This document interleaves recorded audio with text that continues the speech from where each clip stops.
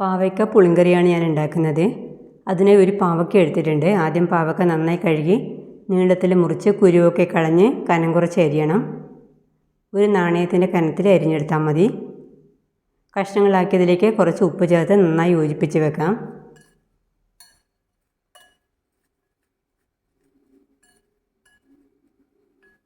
ഇനി ഒരു ചീനച്ചട്ടി ചൂടാവാൻ വെക്കാം.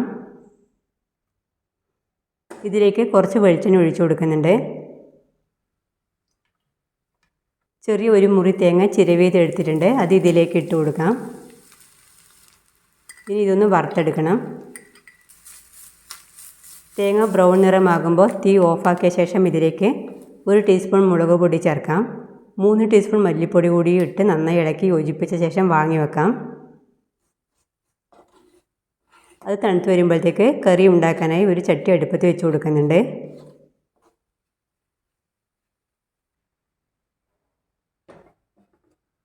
ഇതിലേക്ക് കുറച്ച് വെളിച്ചെണ്ണ ഒഴിച്ചു കൊടുക്കാം.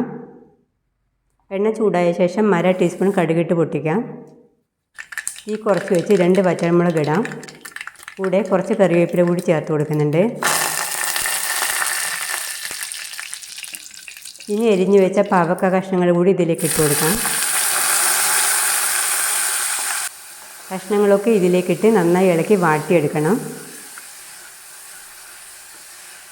കൂടെ 2 പച്ചമുളക് നീളത്തിലരിഞ്ഞത് കൂടി ഇട്ട് കൊടുക്കാം. ഇത് നന്നായി വാടി വരുമ്പോഴത്തേക്ക് തേങ്ങ വറുത്ത് വെച്ചത് അരച്ചെടുക്കാം.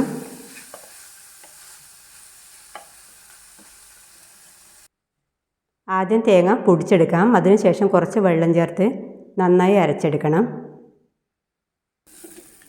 പാവയ്ക്ക കഷ്ണങ്ങളിപ്പോൾ നന്നായി വാട്ടിയെടുത്തിട്ടുണ്ട്. കഷ്ണങ്ങൾ വാടി വന്ന ശേഷം ഒരു നെല്ലിക്ക വലിപ്പത്തിൽ പുളി പിഴിഞ്ഞെടുത്ത വെള്ളം അരിച്ചത് ഇതിലേക്ക് ഒഴിച്ചു കൊടുക്കുന്നുണ്ട്. ഇനി ഇതിലേക്ക് കുറച്ച് മഞ്ഞൾപ്പൊടിയും കുറച്ച് ഉപ്പും കൂടി ചേർത്ത് കൊടുക്കാം. എല്ലാം കൂടി ഒന്ന് ഇളക്കി കൊടുക്കാം. ഇനി പുളിവെള്ളത്തിൽ കിടന്ന് പാവയ്ക്ക കഷ്ണങ്ങളിൽ വെന്ത് വരണം. പുളിവെള്ളത്തിൽ വേവിക്കുന്നത് കൊണ്ട് തന്നെ കറിക്കൊട്ടും കയ്പ്പ് ഉണ്ടാവില്ല. കയ്പ്പ് രസം മാറാനാണ് ഇങ്ങനെ ചെയ്യുന്നത്. ഇനി ഇത് അടച്ചു വെച്ച് 5 മിനിറ്റ് വേവിച്ചെടുക്കാം. പാവയ്ക്ക കഷ്ണങ്ങളിപ്പോൾ നന്നായി വെന്ത് വന്നിട്ടുണ്ട്. കഷ്ണങ്ങൾ വെന്ത് വന്ന ശേഷം ഇതിലേക്ക് അരപ്പ് ചേർത്ത് കൊടുക്കാം.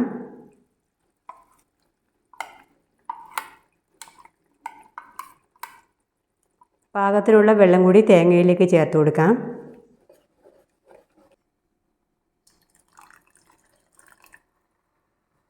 ഒരു ടീസ്പൂൺ ശർക്കര ചീകിയത് കൂടി ഞാൻ ഇതിലേക്ക് ഇട്ട് കൊടുക്കുന്നുണ്ട്. നന്നായി ഇളക്കി തിളപ്പിച്ച ശേഷം കറി വാങ്ങി വെക്കാം. ചോറിൻ്റെ കൂടെ ഈ കറി നല്ല ടേസ്റ്റാണ്.